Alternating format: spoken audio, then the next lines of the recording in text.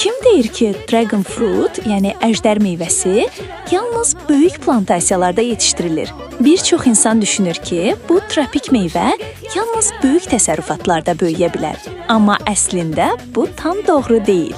Dragon fruit bitkisi dibçəklərdə də çox rahat yetişə bilir. Əgər ona kifayət qədər günəş işığı versəniz, uyğun torpaq və dırmaşmaq üçün dəstək təmin etsəniz, bu kaktus ev şəraitində də gözəl böyüyə bilər. Zaman keçdikcə ona yaşıl budaqları uzanır, bitki yuxarı doğru qalxır və getdikcə daha möhtəşəm görünməyə başlayır. Və ən maraqlı an isə çiçəklədiyi vaxtdır.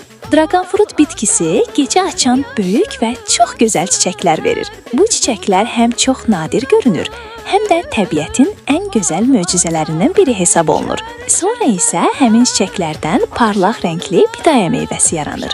Dragon fruit yalnız gözəl görünən bir meyvə deyil. O həm də vitaminlərlə zəngindir, antioksidantlarla doludur və bədən üçün çox faydalı hesab olunur. Bəlkə də buna görə dünyada getdikcə daha çox insan bu möhtəşəm meyvəni yetişdirməyə başlayır.